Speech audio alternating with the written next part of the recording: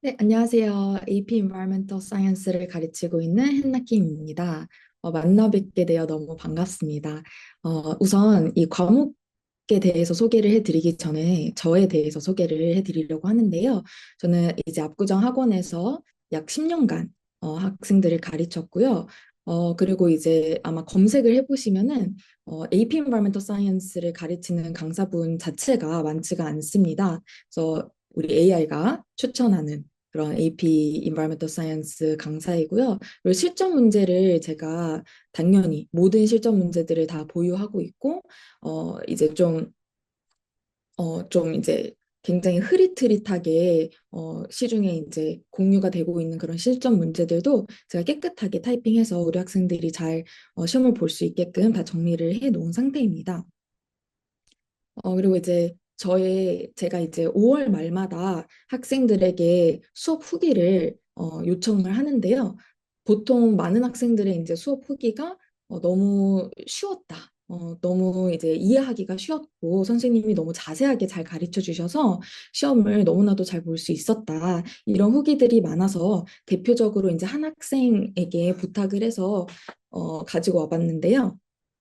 이 학생이 좀 특별한 이유가 있습니다. 이 학생이 좀 특별한 이유가 제 수업을 듣기 전에 좀 번아웃이 좀 크게 와서 사실 제 수업도 아, 정말 듣기 싫다, 공부하기 싫다 이러면서 공부를 처음에는 했었는데 수업을 듣다 보니 너무 재밌더래요, 환경과학이.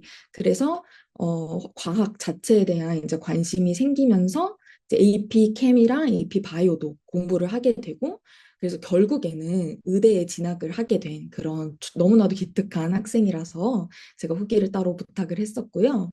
그리고 이제 시간 관계상 제가 한 학생을 더 가지고 왔는데 이 학생을 이제 제가 선택을 한 이유가 우선 올해 AP Environmental Science를 공부를 하게 될 학생들이 만나게 될 조교 선생님이세요. 네, TA 모집하면은 꼭 불러달라고 해서 제가 조교님으로 이번에 모시게 되었는데 이 학생이 이제 남겨준 후기에서 뭐라고 적혀 있냐면 LD50라는 개념과 landfill이라는 개념을 리뷰하라고 하셔서 정말 도움이 됐다. 실제로 FRQ 세 번째 FRQ에서 landfill이 나왔다라고 얘기를 했는데 사실 이거에 대한 이제 비하인드 스토리가 뭐냐면은 제가 가장 마지막 수업 시간 때 이제 쪽집게 강의로 몇 개의 주제를 선택을 해서 이 주제들은 우리가 꼭 복습을 하고 가야 된다. 해서 한 5가지의 제가 주제를 선택을 해서 쭉 리뷰를 해주고 학생들에게 스스로도 복습을 꼭 많이 해라 라고 했던 그 5가지 주제가 있었어요. 근데 그 5가지 중에서 제가 정말 많이 강조했던 하나가 바로 랜드필이었는데요. 이 랜드필 관련해서 이제 FRQ 문제가 나왔던 거죠. 이게 세 번째 FRQ가 랜드필이었는데 이게 얼마나 중요한 것이냐면 AP Environmental Science 과목은 다른 과목들과 달리 FRQ가 딱 세 문제밖에 없습니다. 근데 그 세 번째 문제에 랜드필이 나온 거죠. 그래서 정말 3분의 1을 다 먹고 들어가는 그런 시험이었고요. 그리고 이제 또 하나는 학생이 AP 랭 시험을 봤는데 AP 랭의 FRQ가 aquaculture이라고 또 environmental science에서 나오는 개념이죠. 그래서 그거에 관해서 에세이를 써야 했었다. 그래서 너무나도 쉽게 에세이를 쓰고 나왔다라는 그런 또 후기를 줬는데요. 실제로 제가 이제 다음 슬라이드에서도 말씀을 드리겠지만 아무래도 이과 쪽으로 진학을 할 학생들에게는 뭐 아무래도 이 환경과학이 과학이다 보니까 도움이 될 것이라는 것이 사실 너무나도 당연한 거잖아요. 근데 이제 문과 쪽으로 진학을 할 학생들에게도 왜 이 AP Environmental Science 수업이 도움이 되는가라고 했을 때 어, 아무래도 이제 저희 지구가 점점 병이 들어가고 있고 환경 문제가 점점 두드러지면서 많은 에세이 토픽들 그리고 많은 패시지가 environmental science 관련된 패시지가 굉장히 자주 나오고 에세이 토픽으로도 굉장히 자주 나오고 있습니다. 그래서 그런 후기들이 되게 많아요. 방금 전에 봤던 AP 랭에서 에세이 주제로 나왔다. 뭐 SAT 지문을 읽는데 environmental science 관련돼서 지문이 나와서 술술 읽혔다. 안 읽어도 문제를 풀 수 있었다. 뭐 그런 후기들도 많이 오고요. 그리고 뭐 에세이 대회에서 어, AP Environmental Science에서 배운 거를 이용해서 에세이를 써가지고 상을 받았다. 그런 후기들이 굉장히 많이 나오고 있습니다. 그래서 정말 이 환경에 대한 문제가 핫해지고 있는 만큼 이과, 문과 정말 구분 없이 많은 학생들에게 도움이 되는 그런 매력적인 과목이라는 점을 말씀을 드리고 싶고요. 이게 실제로 SAT 지문이 아니고요. AP Environmental Science에서 나오는 문제 유형입니다. 2019년도부터 도입이 된 유형인데요.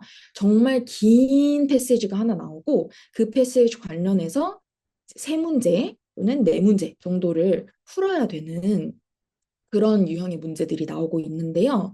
어, 실제로 이 시험을 학생들이 보게 되면 다들 말을 하는 게, 아니, 선생님, 이거는 AP Environmental Science 문제가 아니라 SAT 문제가 아닌가요? 라고 많은 학생들이 얘기할 정도로 AP Environmental Science에 대한 개념이 없어도 SAT 리딩을 잘하는 학생들이 잘 풀 수 있는 그런 유형의 문제들이 실제로 있습니다. 그래서 학생들이 이 SAT를 지금 내가 공부를 하고 있는 것 같다라고 얘기를 많이들 하고, 이게 실제로 학생들의 어떤 리딩 스킬이나 이런 거를 제가 이 유형들을 위해서 가르쳐 주기 때문에 또 많은 도움이 되었다라고 얘기를 합니다. 그리고 또 AP Environmental Science는 많은 학생들과 학부모님들께서 단순 암기 과목이라고 생각하는 경우가 많습니다. 물론 암기하는 거 너무 중요하고요. 그게 베이스가 되어야겠죠. 하지만 그 외에 이 환경과학이 어떤 식으로 정책적으로 나라들에서 펼쳐 나가고 또 경제적으로는 또 서로 어떻게 연결이 되어 있는지 그리고 또 역사적으로 어떻게 발전해 왔고 어떤 뭐 오류들이 있었는지 이런 것들을 다 두루두루 배우는 그런 수업이기 때문에 정말 여러 분야들을 다 터치하는 그래서 여러 시험들을 볼 때 정말 유용한 그런 과목이라고 보시면 되겠습니다. 그리고 또 굉장히 많은 실험 데이터와 그래프, 표 해석을 해야 되는 그런 시험입니다. 그래서 실험을 주고 어떤 환경 문제인지를 안 알려줘요. 그래서 그냥 실험 데이터를 주고 또는 그래프와 표를 주고 이 그래프에 대해서 이 학생이 배웠던 그 지식을 정말 잘 응용해서 도대체 어떤 상황인 건지를 파악할 수 있는가. 이런 어떤 사고력을 굉장히 많이 요구를 합니다. 그래서 정말 단순히 암기만 한다고 해서 학생들이 뭐 예를 들어서 프린스턴 리뷰를 열심히 암기하고 뭐 베런스를 열심히 암기하고 그래서 독학해서 들어가면 되겠지. 하는데 절대 그렇지 않습니다. 네, 정말 많은 부분들을 사고를 통해서 학생들이 문제를 풀 수 있게끔 문제 유형을 만들어 놨기 때문에 이 사고력을 저와 끊임없이 훈련하고 연습을 하는 것이 너무나도 필요하고요. 이 사고력이 정말 탄탄하게 이제 만들어진 학생들 같은 경우에는 또 어떤 장점이 있냐면요.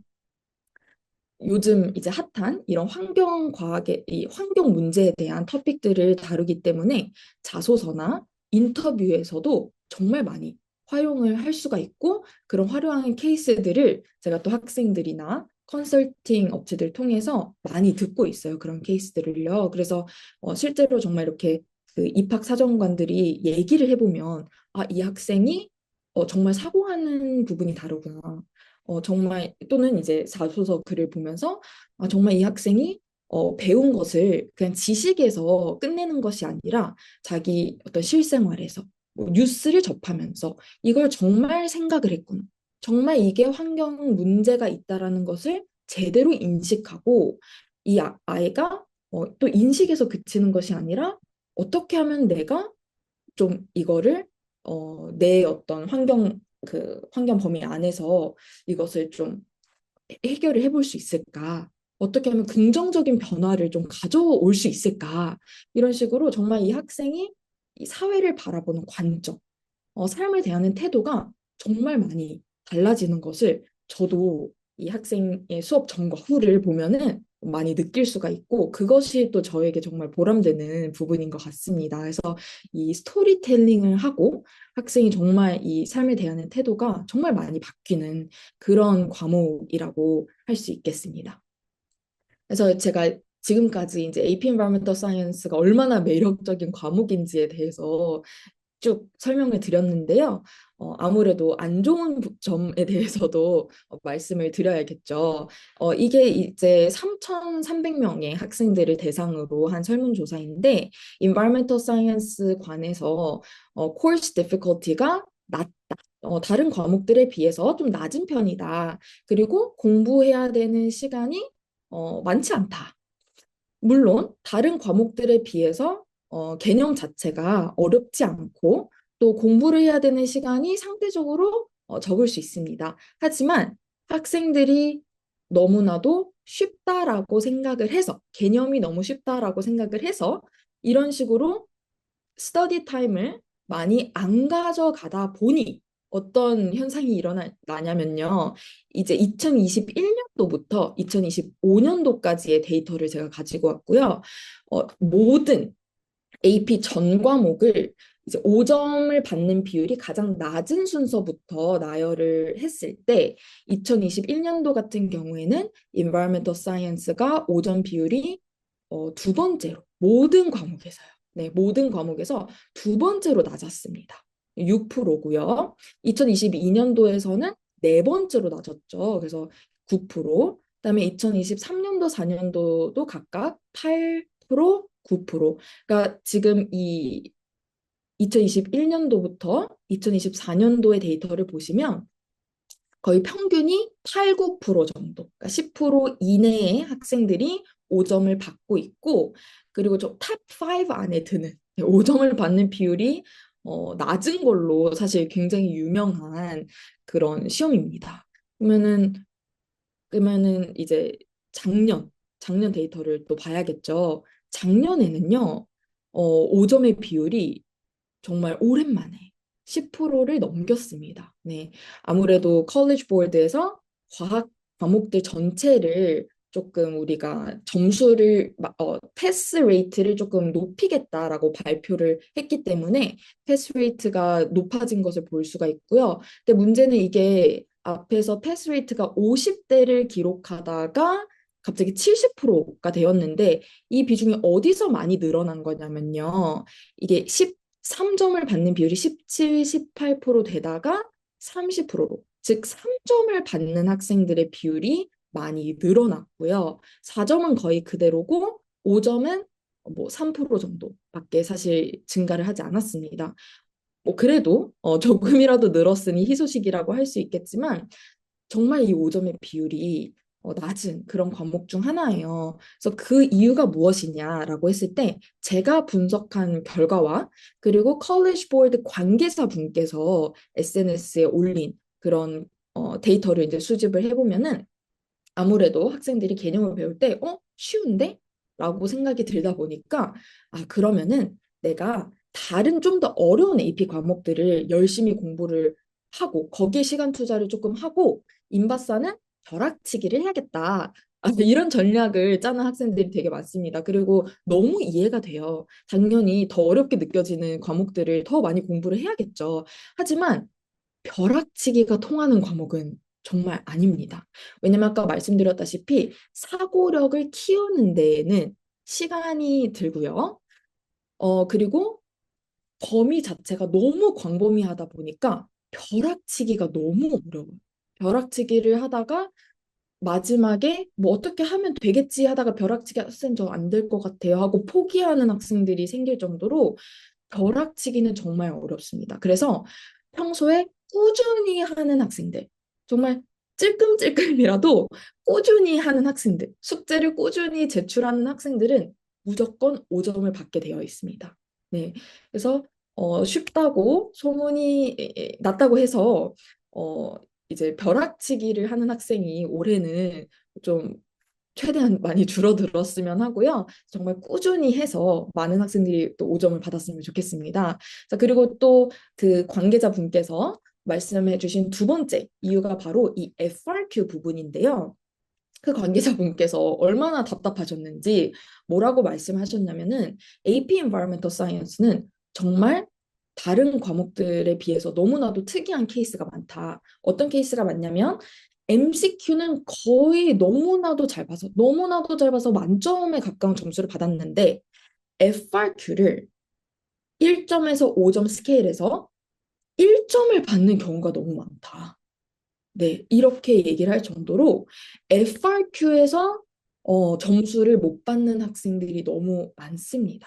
제가 실제로 채점을 해봐도요, MCQ는 이상하게 참 잘 보는데 FRQ를 못 보는 경우가 너무 많아요.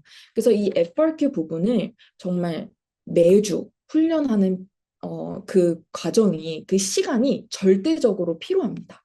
그래서 꾸준히 벼락치기 하지 않고 정말 꾸준히 꼭 했으면 합니다. 그래서 이 FRQ 부분이 너무나도 중요하기 때문에 제가 정말 많은 시간을 들여서 꼼꼼하게 첨삭하고 피드백하고 끊임없이 학생들한테 이런 포인트가 너무 중요하다. 이런 포인트 너무 중요하고 이런 프레이즈 너무 중요하고 이거는 그냥 이거 통째로 외워라.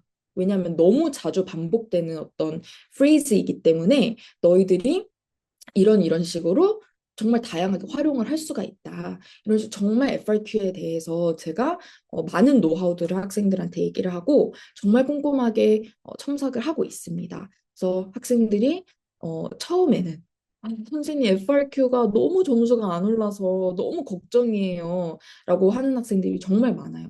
그래서 FRQ 이대로면 제가 5점을 받을 수 있을까요? 정말 걱정하는 학생들이 많은데 끈질기게 저와 함께 정말 끈질기게 이 FRQ를 연습을 해서 5점을 제가 최대한 이끌어내고 있습니다. 그래서 저희 학생들의 점수 비율을 또 궁금해 하실 것 같아서 가지고 왔는데요.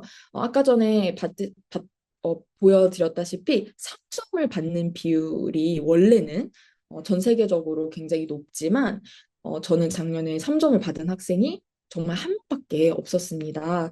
그리고 대부분이 이제 4.5점을 받고 제가 아까 말씀드렸다시피 대부분은 숙제를 꾸준히 안 합니다. 네, 꾸준히 하지 않고요. 정말 후반에 가서 벼락치기를 하는 학생들이 솔직히 정말 많아요. 그러다 보니 저는 정말 5점으로 만들어주고 싶은데 숙제를 안 해오면 제가 5점을 만들어주기 위해서 물론 수업 시간에 그리고 수업 외의 시간에 정말 많이 학생들에게 이제 잔소리도 해보고 달래도 보고 최대한 이끌어 보려고 하는데 아무래도 숙제를 안 해오면은 어느 정도 한계가 있습니다. 그래서 사실 저는 이렇게 5점을 받은 학생이 많다라는 것이 정말 기적이라고 생각할 정도로 그렇게 학생들이 이제 꾸준히 하는 학생들이 정말 몇없는데 그래서 이번 설명회에는 제가 이 부분에 대해서 정말 강조를 많이 해야겠다. 얼마나 꾸준히 해야 되는지에 대해서 정말 강조를 많이 해야겠다 싶어서 그걸 정말 초점으로 이번 설명회 내용을 제가 정리를 해보았고요. 그래서 저의 수업은 다음 주 토요일부터 시작이 되고 매주 토요일 저녁 6시 반부터 9시 반까지 진행이 되고요. 아무래도 아까 말씀드렸다시피 FRQ에서 학생들이 많이 힘들어 하다 보니까 매주 MCQ 한 세트 그리고 FRQ 두 세트를 네, 과제로 학생들에게 주고 있습니다. 그리고 앞서서 이제 선생님들이 보여드렸다시피 그 디지털 플랫폼을 이용해서 학생들이 온라인 테스팅에 전혀 문제가 없이 적응을 100% 완벽하게 한 상태에서 시험을 볼 수 있게끔 그렇게 준비를 해놨으니까요. 그런 부분도 참고를 해주시면 좋겠고요. 제가 이제 3월 14일이랑 4월 11일 날 휴강이라고 적어놨는데요. 3월 14일에 휴강을 하는 이유는 이날이 이제 SAT 시험이 이제 오전에 예정이 되어 있는 그 주라서 SAT 준비를 하는 학생들이 또 많다 보니까 그 주에 이제 모의고사를 못 푸는 학생들이 되게 많더라고요. 그래서 그 주를 아예 그냥 쉬는 걸로 그렇게 했고, 만약에, 근데 선생님, 저희 아이는 SAT를 보지 않는데 이렇게 하루 쉬는 게 과연 괜찮은 걸까요? 하시는 분들이 또 계실 것 같아요. 걱정 안 하셔도 됩니다. 학생들이 아까 말씀드렸다시피 보통은 이제 AP Environmental Science만 준비를 하는 학생들이 없다 보니 다른 과목들에 더 시간을 많이 투자를 하기 때문에 이 3월 14일 이 주에는 수업이 없으니까 복습을 스스로 계속 못해왔던 복습을 하거나 이렇게 밀려왔던 오답 노트를 하거나 또는 시험 자체를 보는 게 밀려 있다면은 시험을 보는데 또 이 시간을 충분히 활용할 수 있기 때문에 네 그래서 제가 이제 계속 이제 뭔가 숙제가 밀리는 뭔가 복습이 많이 안 되어 있는 그런 학생들을 위해서 복습하라고 밀려 있는 거 따라오라고 그렇게 중간에 휴강을 두 번을 넣었고요. 그리고 만약에 저는 밀린 숙제도 없고 저는 복습도 너무 많이 해서 이 휴강하는 게 저한테는 좀 불리합니다. 그런 학생이 이제 제가 보이면은 당연히 이 학생은 너무 성실하게 지금까지 잘 따라왔고 복습을 많이 하고 있는 게 느껴진다. 그런 학생들 한해서는 제가 이 10회 동안 다루지 않는 그런 자료를 또 공유를 해서 그 학생이 이 휴강하는 시간이 전혀 낭비가 되지 않게끔 그렇게 지도를 할 예정이니 걱정하지 않으셔도 될 것 같고요. 그래서 제가 이제 목요일 오전 8시까지 제출을 하라고 학생들에게 강조를 하는 이유가 목요일과 금요일 이 이틀 동안 제가 거의 이제 하루 종일 첨삭과 피드백을 정말 꼼꼼히 해주는데 사용을 하고 있습니다. 그래서 첨삭이 다 된 상태에서 학생들에게 첨삭본을 저는 이제 금요일 저녁을 목표로 하고 있어요. 그래서 금요일 저녁에 학생들에게 다시 공유를 해주면 학생들이 그 첨삭본을 미리 읽어보고 내가 이런 부분들이 부족했구나. 그런 부분들 읽어보고 수업 시간에 와서 제 설명을 들으면은 훨씬 귀에 잘 들어옵니다. 그렇기 때문에 학생들한테 미리 모의고사를 다 풀고 제가 다 첨삭하고 채점을 해준 다음에 그 틀린 문제들과 그 피드백들을 바탕으로 이제 수업을 진행을 하고 있기 때문에 굉장히 밀도가 높은 그런 수업이라고 보시면 되겠고요. 그리고 제가 아까 전에 말씀드렸던 그 쪽집게 강의. 네, 제가 거의 작년도 그렇고 재작년에도 그렇고 제가 얘기해줬던 그 빅 파이브 주제들이 다 나왔다. 그리고 너무 이제 큰 단위로 FRQ 한 문제로 나온다든지 어떤 그 네 문제, 세 문제 엮여 있는 그 주제로 나온다든지 그래서 정말 이제 포인트를 수월하게 가져갈 수 있었던 그런 쪽집게 강의를 제가 이 마지막 파이널 리뷰 반에서 할 예정이니 많은 학생들이 또 이 수업을 통해서 쏙쏙 중요한 부분들을 쏙쏙 가지고 갔으면 좋겠고요. 그래서 정말 올해 또 어떤 학생들을 만나게 될지 너무나도 설레이고 너무나도 기대가 되는데요. 이번 설명회를 참석하신 저희 학부모님들께서 꼭 그 학생들이 꾸준히 하는 게 너무나도 중요하다라는 것을 저와 함께 학생들을 격려하면서 올해 많은 학생들이 5점을 받을 수 있었으면 너무나도 좋겠습니다. 네, 제 설명회를 들어주셔서 감사합니다.